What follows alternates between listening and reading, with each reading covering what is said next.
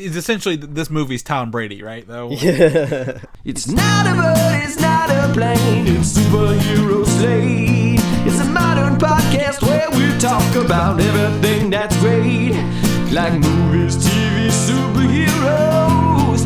It's Superhero Slate. Oh yeah. Hello, everyone. Welcome to Superhero Slate, the show where we run down the latest superhero entertainment news. We love TV, movies, and superheroes, so let's talk it all out. My name is Chris Dillard. And my name is Mike Royer. And this week, we're going to be doing a review of Bloodshot. Bloodshot, that you mean the little movie that probably couldn't because it was only in theaters for one weekend? Well, I don't know if it was going to do any better the second week, Mike. So yeah, probably. Yeah. It would be interesting to be doing this spoiler cast on this movie in like a normal environment. What would have happened with Bloodshot if it had a normal release? But also a normal release, it would have had normal competition as well at the box office. I mean, you got some notes in here with the box office numbers that seem very low, but I mean, they're very low for a reason. Yeah, exactly. I mean, this movie had the unfortunate effect of releasing in March, unbeknownst to anybody else, that the coronavirus was going to shut down every movie theater across the world.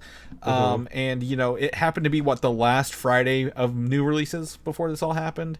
Yeah, I think it was like the last week. And I remember you saying through the nerdy group chats that we have, you're like, oh, I'm getting ready. I'm getting my tickets. I'm going to go to the movie theater this weekend. It's going to be great. No one's going to be around me. I'll just make sure I sit away from people. And then check back in and just like, no, everything's shut down. I can't go.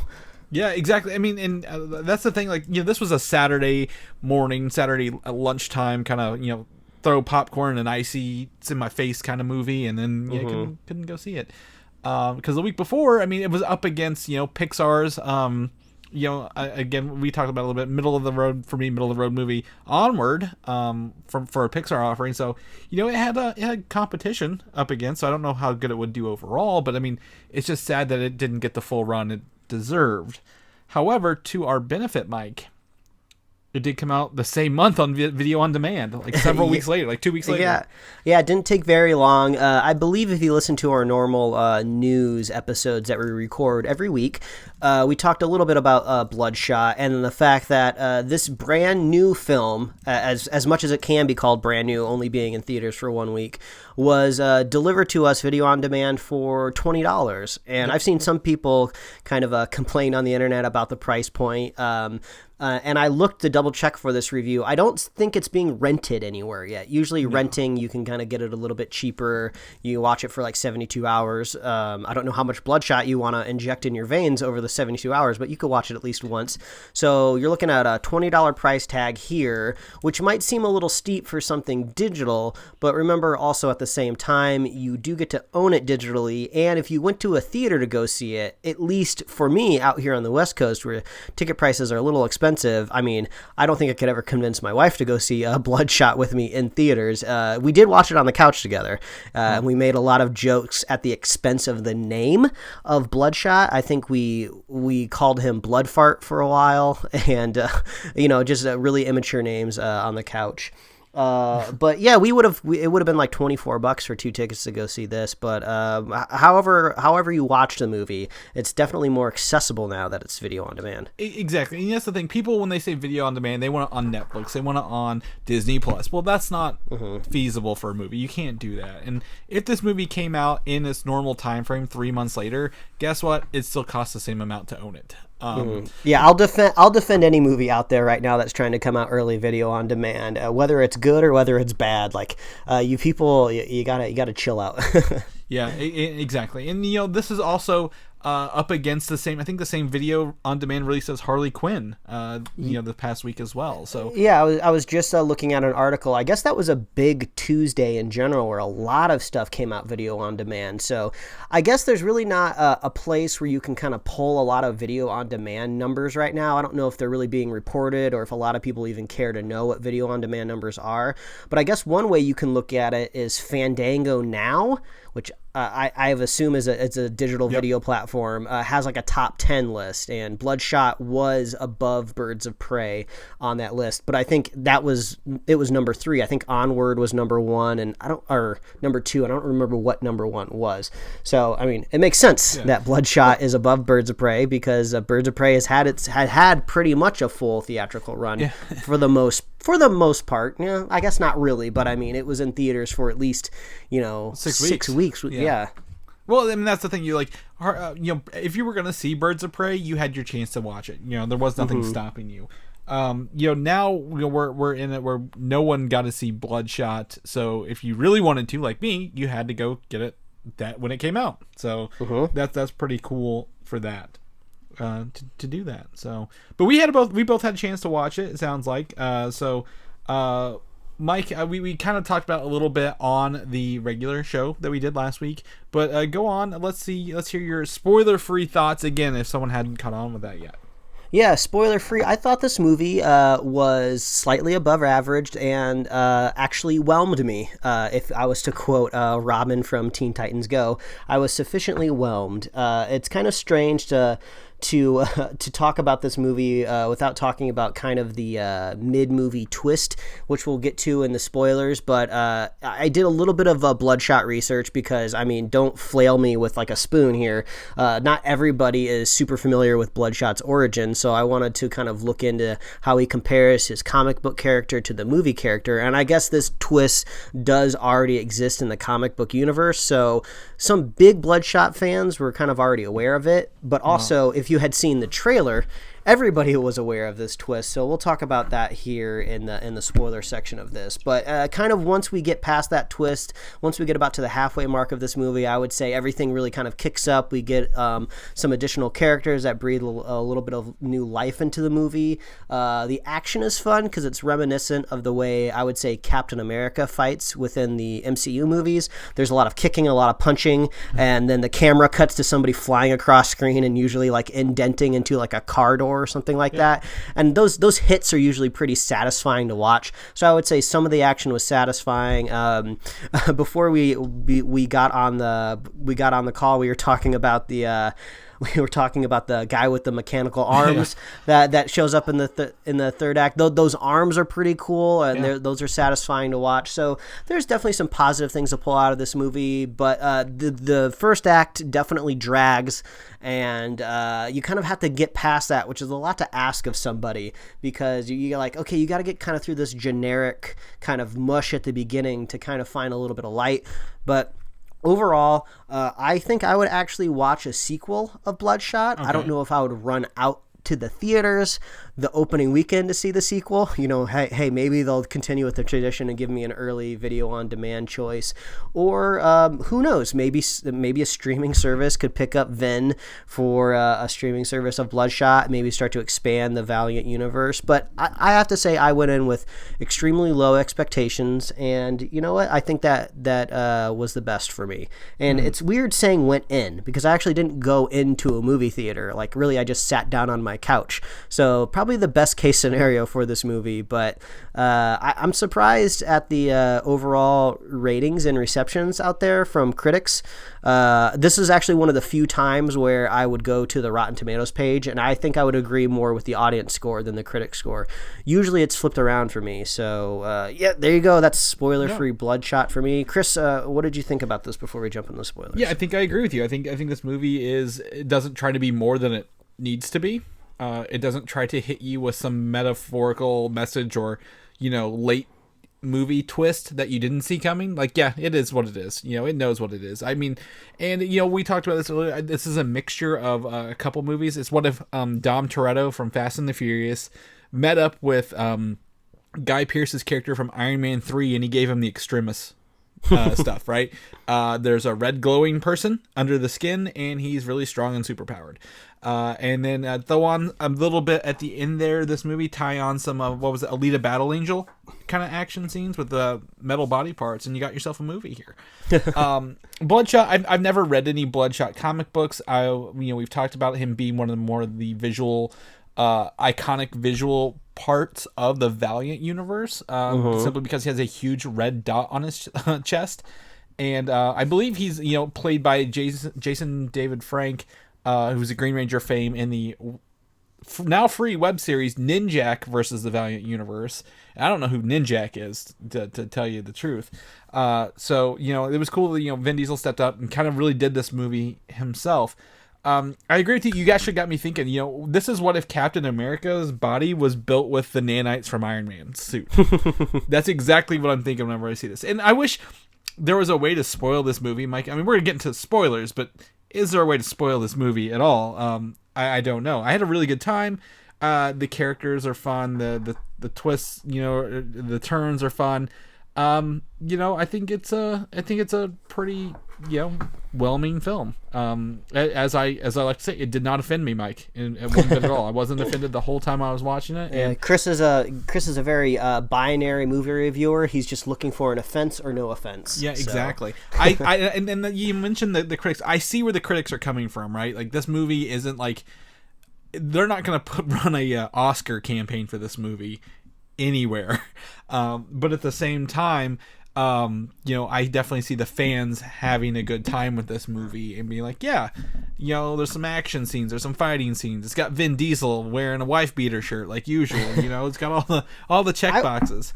I would say, if anything, since we do a superhero movie podcast every week for quite a few years now, we're always looking for the potential for characters and franchises, and I would say so there is potential here. So I hope things turn around for at least the character, the universe, or maybe even the director that handled the movie, because I thought he did a pretty decent job for kind of being a first-time feature director. So I just hope this doesn't get kind of swept under the rug, which I can't imagine myself saying this a couple months ago when we heard this was being turned into a movie. I think we both just kind of brushed it off, and we probably wouldn't even be doing a spoiler cast review for this movie if I don't think it hit these special scenario circumstances of video on demand. Yeah, exactly. It's the perfect storm for all this weird stuff you never watch, like Bloodshot or Tiger King on Netflix, or anything that you would never normally watch to be in front of your eyes. So that's what we thought of Bloodshot. Now, Mike, let's jump into some spoilers here. So if people are listening, spoiler yes, pause this, go purchase your copy of Bloodshot, and we'll hop back on here and let's just talk about this twist. I want to get this out of the way so we can kind of freely kind of flow through this movie.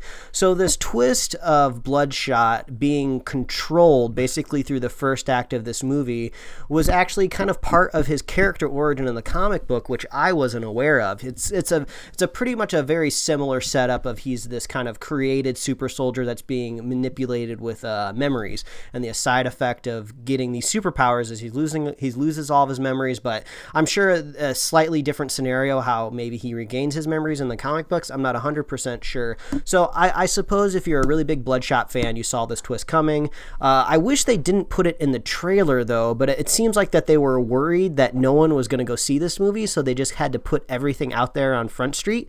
And it looks like, I mean, I can't be cynical and say it didn't work, because this didn't have a normal theatrical weekend, so I don't want to beat it up too much box office wise. But the twist is kind of weird because it reminded me a little bit of Spider-Man Far From Home, where when I was watching that movie in theaters, I was very uncomfortable with the relationship between Peter and Mysterio. I was like, this seems like so forced.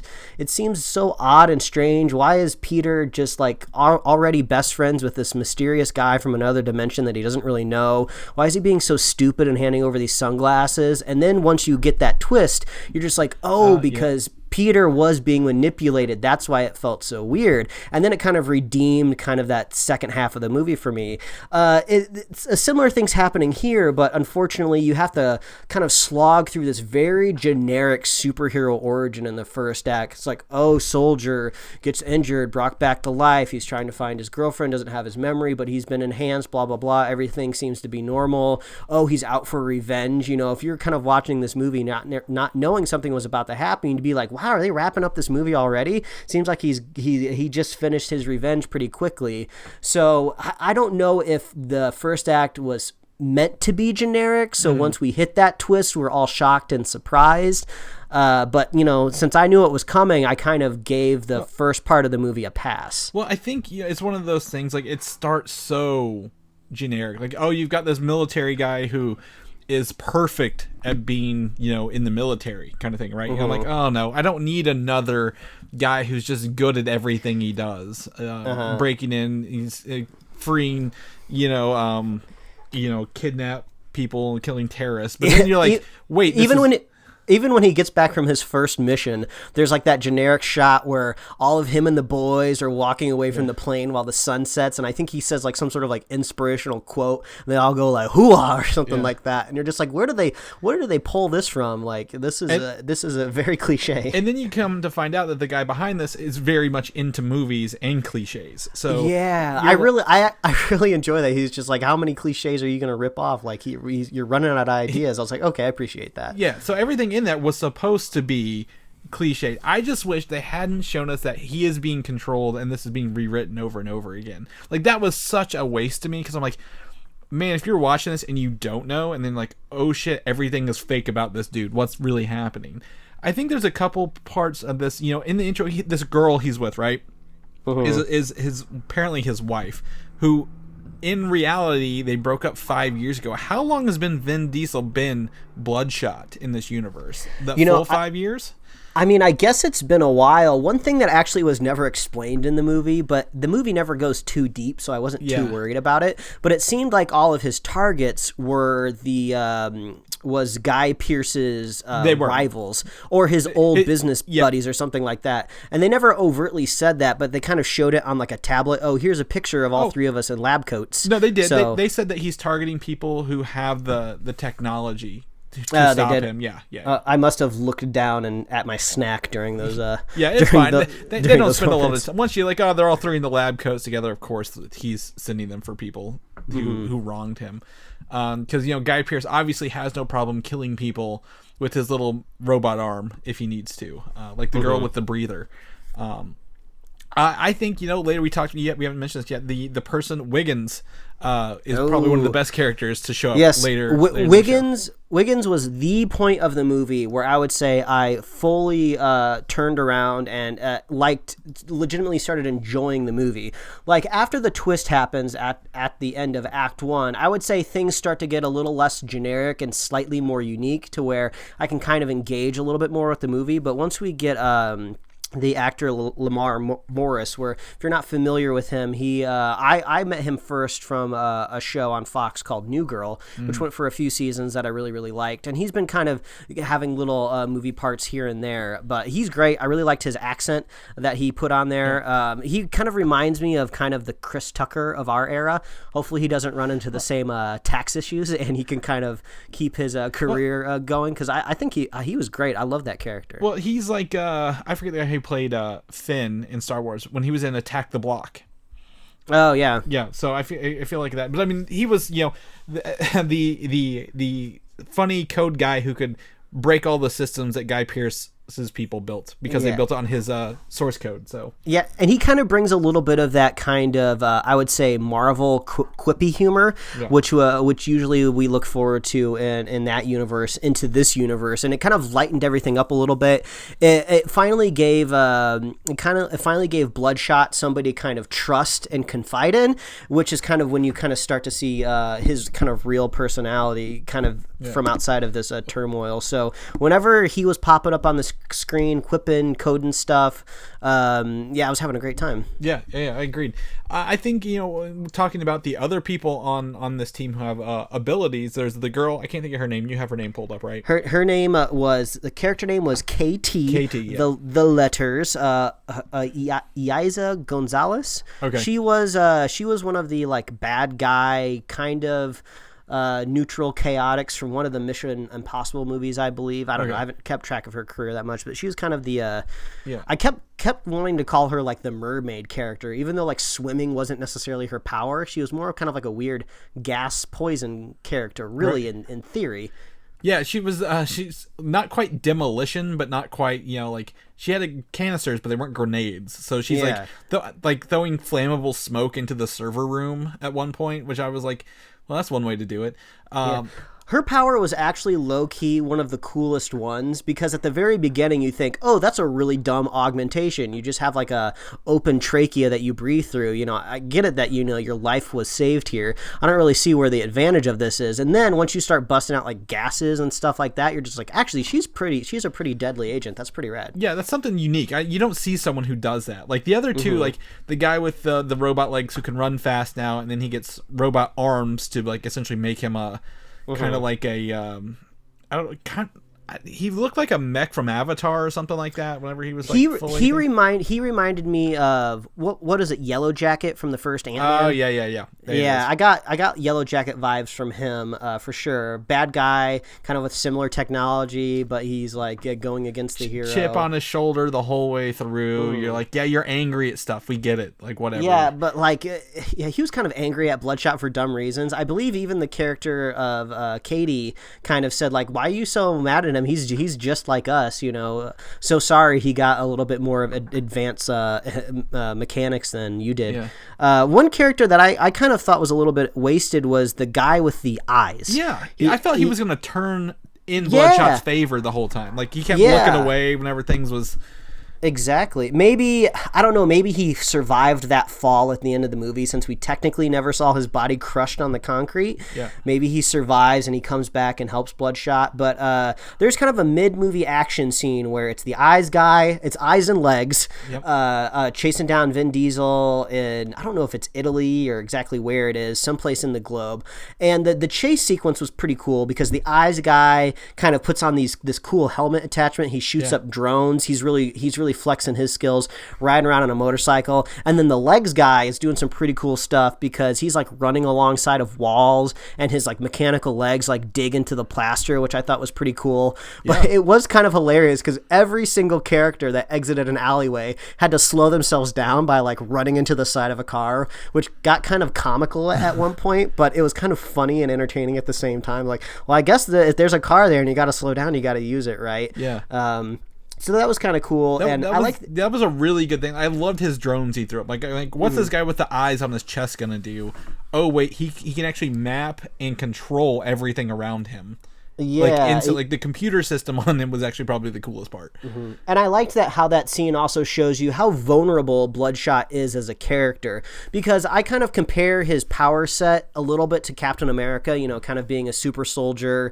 You know, I would say Cap does kind of has superhuman healing, but obviously not the same as Bloodshot. You know, they fight the same, and they fight very similar. But I like Bloodshot's vulnerability of he's basically a big computer that can be hacked if you're smart enough. So really, he can't let people get too close to him. So Eyes gets in there with that kind of like hacking knife, and I was like, oh, that's kind of cool. He's really not all powerful. He's kind of really got to watch his back. Hawkeye with a USB drive could take down Bloodshot. That's what you're telling me. You shoot him with the USB drive, he's done. But like every good hero, he needs a sidekick like Wiggins. So as long as Wiggins is in a truck somewhere, he can like reverse hack him and do one of those like cheesy hacking scenes where like, you ain't gonna smash my code, bro. Exactly. Then, I can type faster on this keyboard than you can. Yeah, exactly. That's how hacking works, right? But I enjoyed that action scenes. Once we kind of got more enhanced people in the scenes, I was more entertained. Yeah. Do you have any reason as to why it needed to be a flower truck in a tunnel that was overturned? I suppose the flower made for a slightly interesting action scene, and maybe they were trying to do an homage to Bloodshot's skin is white, but I just didn't understand why it needed to be flower. I guess it was something I'd never seen before, so I guess props to that. I think from a filmmaking point of view, I think you have the contrast aspect here. They're in a completely dark tunnel with headlights on, right? And if there's flour floating through the air, it adds that hazy feel without being hazy, and it's unique. I've never seen a flour truck. Yeah, I was surprised. I was surprised they didn't put more laser pointers on the gun. I feel like that's usually what you're looking for, is kind of that mist for you can really show off your like lime green laser pointers. That was an interesting scene, but also, I mean, obviously, with a movie like this, you go for a PG-13 rating, so you can kind of get more people to the theater. Obviously, they didn't see the events of the world coming, but when you kind of look up Bloodshot in comic books and you see a lot of splash pages and a lot of panels, it's very rated R. It's very gruesome. Like when Bloodshot gets dismembered or ripped apart or shot, you're not seeing nanites come out of him. You're seeing blood come out of him, which I suppose in the comic book panel it looks like blood. Who knows? It could actually be nanites that just look like blood when they come out. So I think I would have enjoyed this movie even more if it was rated R, but I totally get why this untested character was not released as a rated R film. So it seems less brutal when Bloodshot is getting shot, because I just kind of see nanites come off him. You never really see like muscle or flesh or fluids, which kind of sounds gross to describe on a microphone, but I needed some fluids, man. Yeah, well, they said that to me, like we replaced your blood with nanites, like there's no blood left in you, kind of deal. To, like, I mean, that's pretty metal. to ease that early on, and it was kind of cool to see again. If he's, again, using the phrase, we just talked about this, about, Xboxes and PlayStations before the show, overclocking his actual machinery created that heat in his body to give him that orange glow. Yeah, that was a little confusing for me, to be honest, because they kind of talked about how he needed to be recharged like he was a battery. Yeah. So was that just a straight up lie just to get him to come back? No. Because Wilfred, what's his name? Wiggins? Yeah. Wiggins was just like, a line of code, I just fixed that problem. I was like, I don't think that's how batteries work. I don't think a line of code just gives you energy. No, it's not that. Like, no, it wasn't a life form. Like, they literally have batteries, and that, I think it was, again, if this guy didn't have a battery and he was completely unhinged, unstoppable, you wouldn't care, right? I mean, so they had to add a limiter to him. What's his limiter? What prevents this guy from just being Bloodshot all the time, right? Not dying at anything, is this battery thing. My assumption is, depending on how long at the end of the movie he was quote unquote dead again for, Wiggins could have revamped the nanites. They literally gloss over the ending. They're like, yeah, you died, but guess what? We fixed all your problems. You're a perfect warrior now. Drive your RV into the sunset. Literally. And he says that. He's like, literally into the sunset. So yeah, because when he's confronting Guy Pearce at the end of the film, we are constantly berated with this percentage meter of I guess how many nanites are actually left in his body. It's the battery percentage for the nanites. Like so if you use your phone, right, and you're watching a video or playing a very intense game, it's going to drain faster. So this is essentially what he was doing. He was using all his power.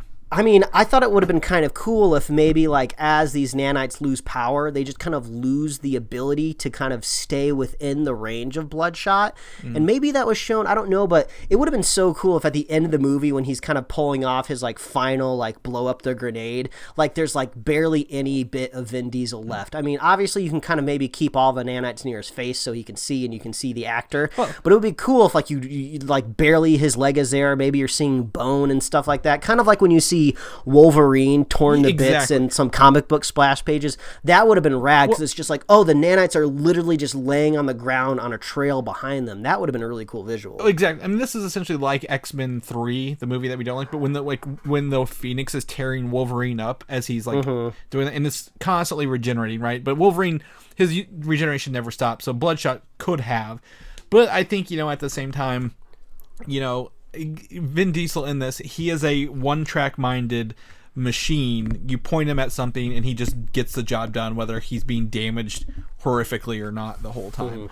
I was gonna say, this is one of the few films where they're like, they use an EMP and he goes to explain what it is. He's like, I know what an EMP is. What's it doing there? Like, they didn't over-explain electromagnetic pulse for the first time in a movie ever. Like, yeah, he's like, I know what it is. Why does he have one? Well, I think we got the vernacular now. I mean, we've been talking on the podcast a lot about Call of Duty Warzone. I think there is an EMP, like a perk or somewhere, or an attachment within that video game. So maybe it's just within the lexicon now. But I mean, we were talking about the visuals there just a moment ago, and that's one thing where I think the movie at some point kind of falls short. I don't want to give it too much guff, just because they were probably just trying to finish this movie in time to get it out. But there's some that elevator fight scene towards the end of the film. I was doing some pausing and frame by frame to kind of get some screenshots for the podcast for the review this weekend.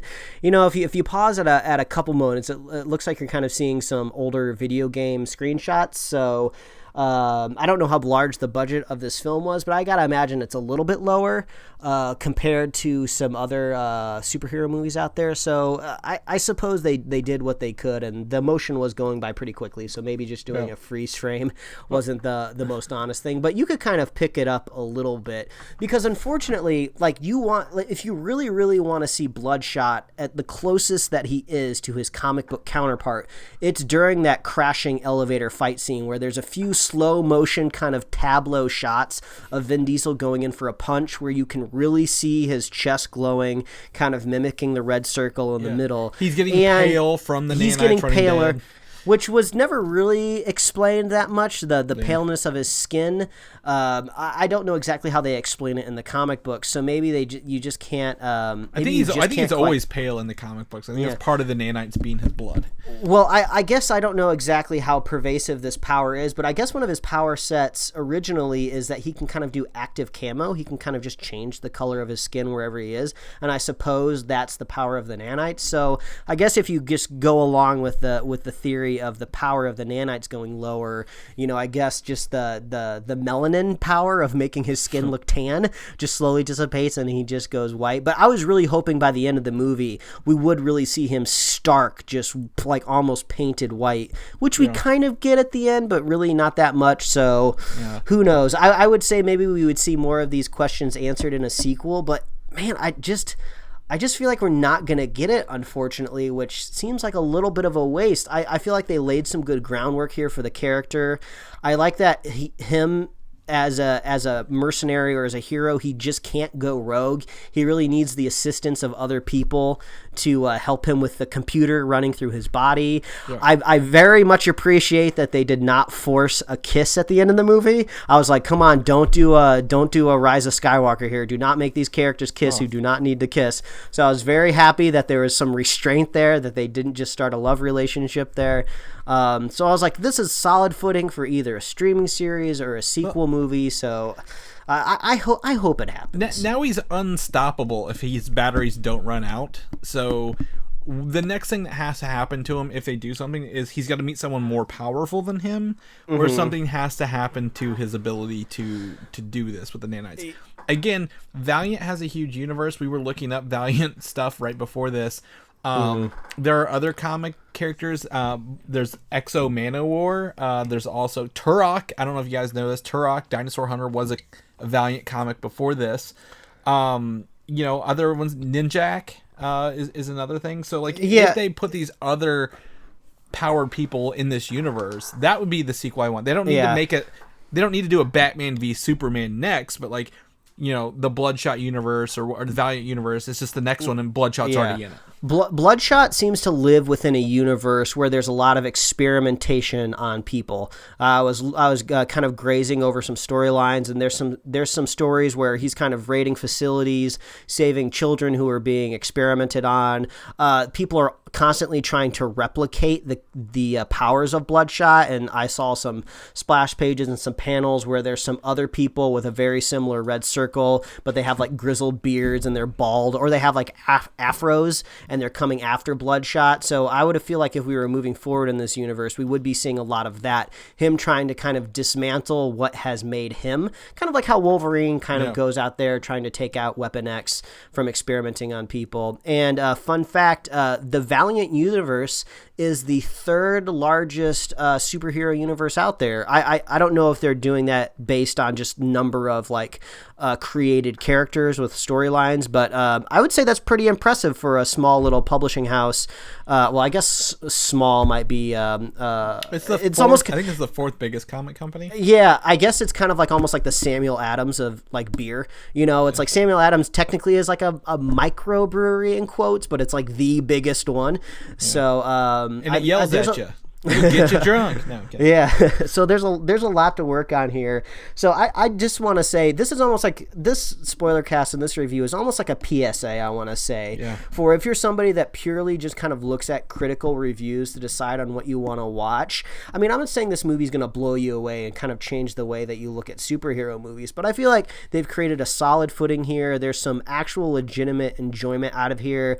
It does its best not to be generic once it kind of gets the story, the beginning story elements out of the way.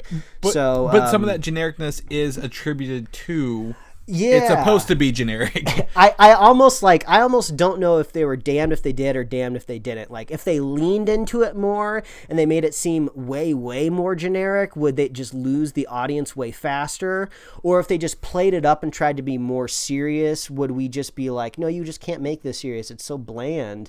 So yeah, I don't know. I like the computer scene that they did when they first revealed it, of just like, oh, we can go in and we can just swap out the face. I thought they were going to swap out like the entire scenario every time. I thought they were going to change the location, the different type of the mission, but I was like, oh no, this is smart. All you have to do is just swap out the voice track and swap out the face, and that'll just change his rage to a different direction. Exactly. And that's something, we talked about 5 years of not knowing what this guy's done, right? Or how long he's been since he last saw his wife, who was his girlfriend then. They made his wife. So, like, what happened to him? Did he really die? Was he kidnapped? Did he volunteer for this?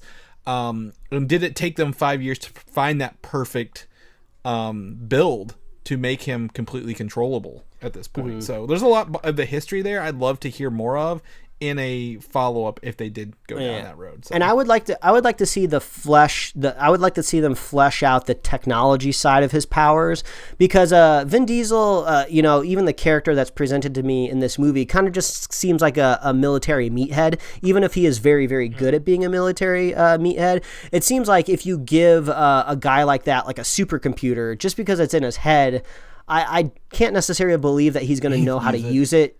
So I would like to see like maybe Wiggins in a sequel or in a sequel series, like just kind of really kind of sit down and help him figure out how to use it. You know what he needs? He needs Wiggins would make himself an AI like Jarvis to assist Bloodshot as like a sidekick in his head, to have that, because there's those scenes where he's just being a military meathead, attacking, fighting. Like, well, what if he has someone like a Wiggins quip in his head and that he's talking to back and forth? Like, that would make a much more entertaining, I think, fight sequences overall. Yeah, or I love the idea of maybe a Bloodshot kind of going out on like beginning hero missions, kind of learning how to be a hero. Maybe even doing something as simple as like stopping like a bank robber or somebody trying to heist maybe very specific human augmentation materials. And then Bloodshot shows up on the scene and maybe he pulls out like this little journal that Wiggins has written in. It's just like, okay, well, if you want to hack a camera, you need to do this. And he flips to the next page. Something like that could just be really funny, but Vin Diesel hasn't had that much stick since he was like the nanny or whatever. Yeah. That was pretty funny. I was browsing through movies during my quarantine time, and it was pretty fun to come across seeing that screenshot of Vin Diesel holding up a baby looking at the camera. But yeah, I love the relationship between the very, very, very straight man of Vin Diesel and then the goofiness of Wiggins. And then I suppose KT kind of comes in with more of like a badass mentality of, I'm actually going to get this done, even though I have the ability of mortality and to die. So she's risking a little bit more. So, I think that's how the best way I can kind of cap this off is, give it a shot. If $20 give it a Bloodshot. Yeah, give it a Bloodshot. If $20 seems a little too steep, I think you're fine just to wait a little bit longer, maybe wait another month or two, and you'll probably at least be able to rent it for maybe $3 or $4. And I would say that's a good price point there to try it out. And then I got to imagine, was this a Sony movie?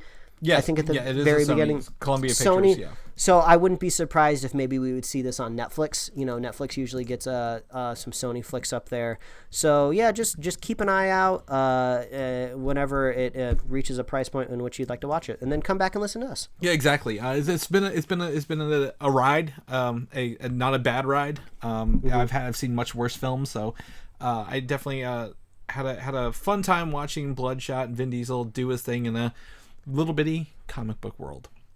Mike, I think that's it for our review here. We're doing this in the middle of the week, so we got to get back to our regular lives. So if people know what you're up to, where can they find you at? Well, all they got to do is follow me at Mike Royer Design on Instagram and Twitter, and you can read my webcomics at pickledcomics.com. Chris, if people want to catch up with you, see some pretty shots of you working out on your new patio, where can they find you? You can find me on Twitter, Valdan, Valdan, or Instagram, Valdan87. You can also over to Comic UI. If people want to know more about our weekly news episode we do, where can they find that at? Well, all you got to do is visit superheroslate.com. We have an awesome upcoming release page, so if you're very confused with a lot of delays and things getting pushed around, we have a nice little simple text-based list on our website. No ads, no pop-ups, none of that nonsense. No cookies, because we're not doing like any ad tracking or anything like that, so you don't have to worry about that dumb pop-up. So it's just a nice little text-based page, which we kind of just curate for ourselves as a tool for us so we can keep track of all these releases. So head on over there and you can kind of see what's coming up next. You know, unfortunately, we would be talking about Black Widow here very soon, though, so that was delayed. So we might throw in some more off the beaten path reviews for the podcast. So make sure you're subscribed. Stay tuned. You can find us on Apple Podcasts, YouTube, Spotify, and wherever else you love to listen to podcasts. Please like us on Facebook, follow us on Twitter and Instagram. You can get merch at superheroslate.com/store. We love hearing from you. Did you check out Bloodshot yet? What did you feel about it? What are your hot takes? What are your Bloodshot hot takes? We want to hear them. We want to know. What else would you like us to review? Any movies that we missed earlier this year that we obviously have time to talk about now? So please reach out and let us know. And if you want to be a super fan of the Superhero Slate podcast, all you have to do in these trying times is wash your hand and maintain a 6-foot radius. And if you keep doing that, we will consider you a super fan of the podcast. And that's it. That's all for me, Chris. Exactly. And a big shout out to, I believe it's Sweden. We have a listener in Sweden letting us know when our stuff's not on Spotify. So, oh, yeah. Let us know if we ever have any technical difficulties. Well, specifically let Chris know. I don't know what I'm doing. I just show up on this microphone and I just say dumb stuff, and then I make pretty pictures every once in a while. Yeah. I edit Mike to make him sound dumb, as we determined several weeks ago, and he makes pretty pictures, and we call it even. So yeah, there you go. We'll do that. So, all right, guys, we'll catch you next time. All right, adios. Thanks for listening, and don't forget to subscribe. My favorite character, I had to look up his names. So Is it Bloodshot? You had to look up his name. He's probably my least favorite character.